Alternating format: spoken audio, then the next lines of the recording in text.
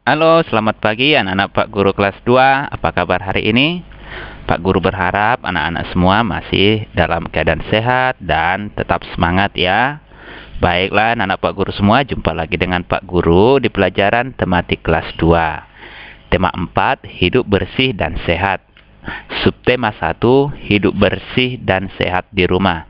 Nah, anak-anak Pak Guru semua, hari ini kita sudah masuk di pembelajaran yang kelima, yaitu menjaga kebersihan dan kebersamaan di lingkungan rumah. Nah, nanti anak-anak Pak Guru membuka bukunya halaman 23, pembelajaran yang kelima ya. Dibuka bukunya biar nanti Pak Guru sambil menjelaskan materinya melalui video ini, anak-anak Pak Guru di rumah sambil membaca bukunya. Baiklah, anak-anak Pak Guru semua, kita lanjut masuk ke materinya.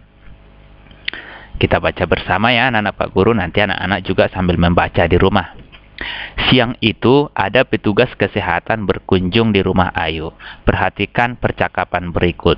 Nah, pada suatu hari di siang hari ada petugas kesehatan berkunjung ke rumah si Ayu. Nah, percakapannya ada di bukunya halaman 23. Nanti kita baca bersama ya anak-anak. Pak Guru juga membaca di rumah.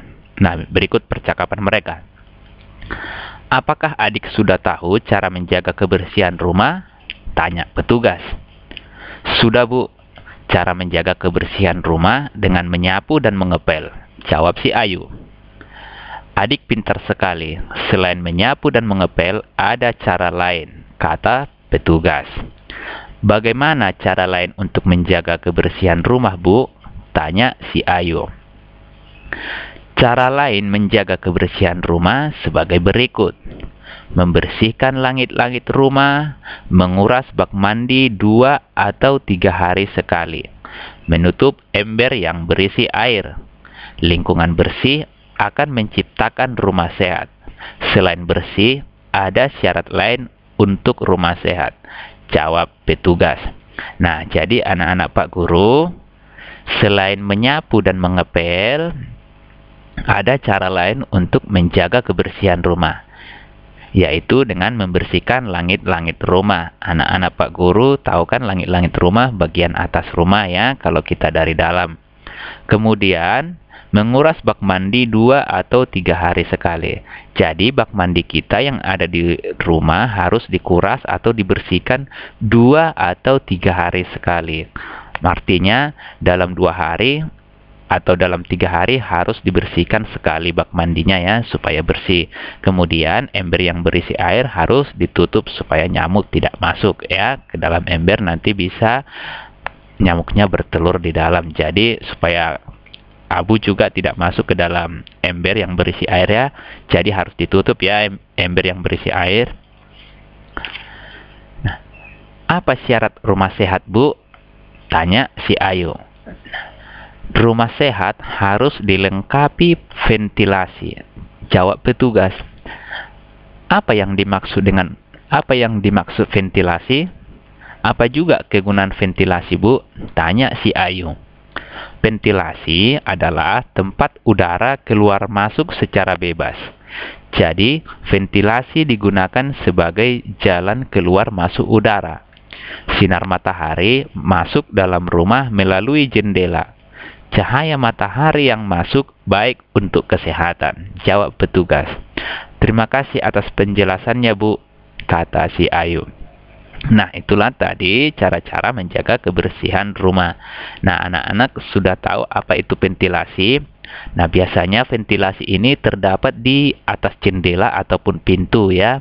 Ada berupa lubang-lubang di situ. Nah, itu yang dinamakan ventilasi yang ada di atas pintu ataupun di atas jendela. Nanti anak-anak boleh memperhatikan atau bertanya sama orang tua yang mana itu ventilasi.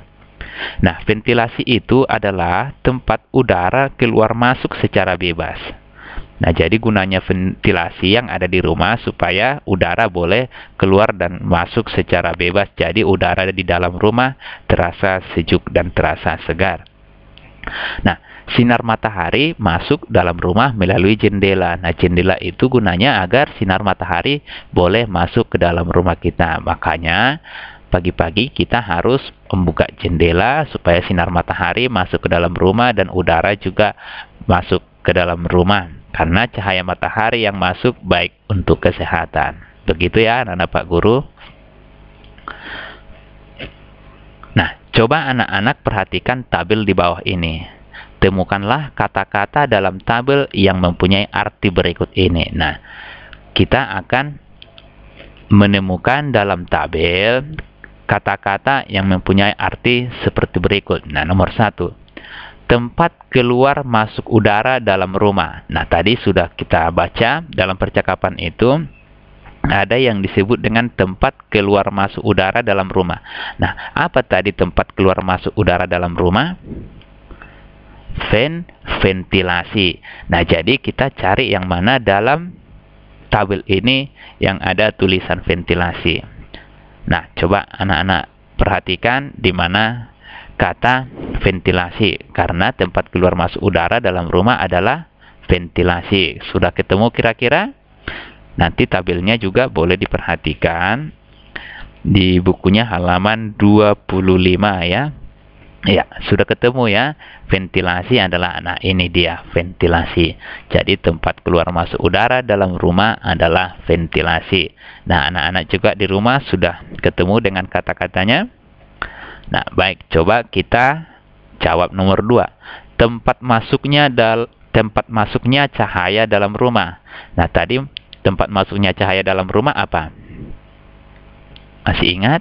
Tempat cahaya masuk ke dalam rumah yaitu jendela. Nah, jendela di mana kira-kira dalam tabel tulisan yang ada tulisan jendela?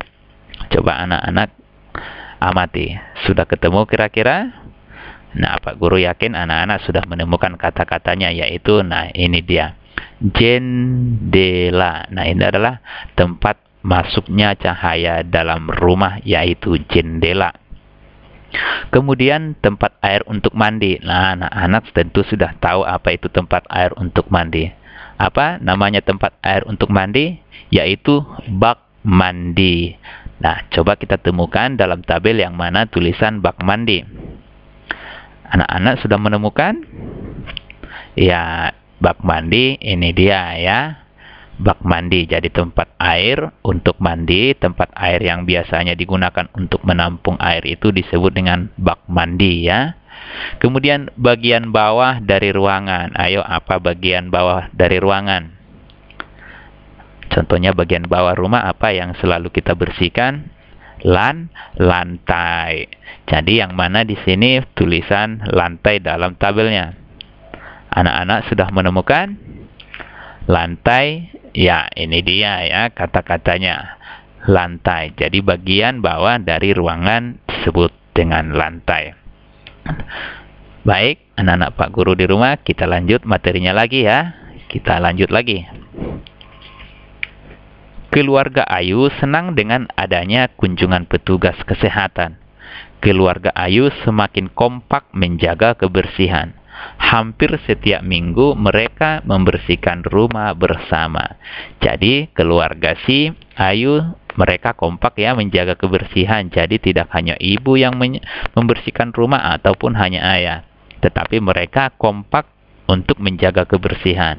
Nah, coba perhatikan dalam gambar ini. Nah, ibu sedang menyapu, ayah membawa ember dan kain pel untuk mengepel lantai, sedangkan si Ayu sedang merapikan meja dan si abangnya sedang membersihkan kaca ya. Nah, jadi semua penghuni rumah harus sama-sama, harus kompak menjaga kebersihan dan kompak untuk membersihkan rumah bersama. Keluarga Ayu melakukan kegiatan yang menunjukkan persatuan. Nah, karena tadi keluarga si Ayu kompak atau bersama-sama membersihkan rumah, itu keluarga Ayu melakukan kegiatan yang menunjukkan persatuan. Jadi mereka menunjukkan persatuan. Nah, berikut kegiatan lain menunjukkan persatuan di rumah. Nah, contohnya ayah atau ibu membimbing anak belajar di rumah. Jadi kalau anak-anak Pak Guru diajari ayah ataupun ibu di rumah, anak-anak harus tetap mendengarkan dan tekun untuk belajar ya. Tidak harus guru yang mengajari nanti supaya anak-anak mendengar. ayah ataupun ibu jika membimbing anak-anak belajar di rumah harus tekun ya, harus diperhatikan, karena itu adalah menunjukkan persatuan di rumah. Kemudian contoh kegiatan lain yang menunjukkan persatuan di rumah yaitu sarapan bersama ataupun makan bersama ya. Jadi selalu ada kebersamaan, itu menunjukkan persatuan di rumah. Kemudian contohnya lagi berolahraga bersama ya. Pak Guru yakin anak-anak pasti pernah melakukan kegiatan ini. Jadi di rumah harus tetap kompak dan melakukan kegiatan bersama menunjukkan persatuan. Begitu ya anak-anak Pak Guru. Tidak boleh melawan atau tidak mendengarkan orang tua. Jadi orang tua harus selalu didengarkan nasihatnya, dilaksanakan perintahnya ataupun nasihatnya ya anak-anak Pak Guru. Itu menunjukkan anak-anak yang baik. Ada olahraga untuk melatih keseimbangan. Keseimbangan adalah kemampuan untuk mempertahankan kesetimbangan tubuh. Nah, jadi pengertian keseimbangan adalah kemampuan untuk mempertahankan kesetimbangan tubuh kita. Nah, kemarin kita sudah mempelajari melatih keseimbangan dengan berdiri. Nah, hari ini kita akan mempelajari olahraga keseimbangan dengan cara duduk. Olahraga untuk melatih keseimbangan ada bermacam-macam. Ada gerak keseimbangan yang dilakukan dengan duduk.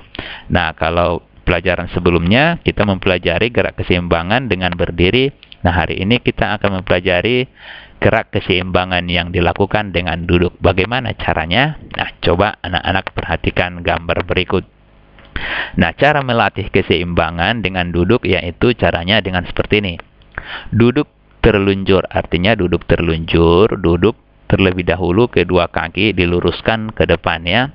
Kemudian mengangkat kedua kaki lurus ke depan. Nah, jadi kakinya diangkat, kedua tangan di belakang badan dengan lurus ke bawah. Nah, ini boleh melatih keseimbangan. Nah, nanti anak-anak Pak Guru boleh mempraktekkannya di rumah. Kemudian boleh dengan cara seperti ini. Duduk terlunjur dengan mengangkat kedua kaki, tangan memegang lutut seperti duduk di kursi goyang. Nah, nanti anak-anak boleh menahannya untuk melatih keseimbangannya. Apakah nanti anak-anak tidak terjatuh ke samping atau tidak terjatuh ke belakang. Jadi coba anak-anak mempraktekkannya, melatih keseimbangannya. Nah, boleh tadi dengan tangannya lurus ke bawah, boleh melatih keseimbangannya dengan memegang lutut seperti duduk di kursi goyang. Nah, itulah cara melatih keseimbangan dengan duduk. Nah, tadi pengertian keseimbangan anak-anak sudah tahu ya. Keseimbangan adalah kemampuan untuk mempertahankan kesetimbangan tubuh. Nah, baiklah anak-anak Pak Guru semua. Pak Guru cukupkan sampai di sini dulu penjelasan materi kita untuk hari ini.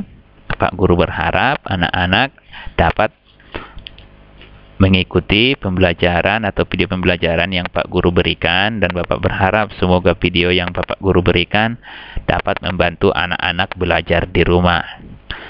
Nah, nanti untuk tugas anak-anak di rumah boleh dikerjakan halaman 26 bagian A pilihan ganda dan halaman 27 B isian. Nanti dikerjakan seperti biasa, kalau sudah selesai dikirim sama Pak Guru ya. Nah, setiap tugas yang Pak Guru berikan supaya dikerjakan setiap harinya ya, jangan ditunggu nanti bertumpuk-tumpuk menjadi banyak. Jadi dikerjakan setiap hari ya. Baiklah anak-anak Pak Guru semua, sampai di sini dulu untuk hari ini. Salam rindu dan salam sayang buat anak-anak semua. Dadah.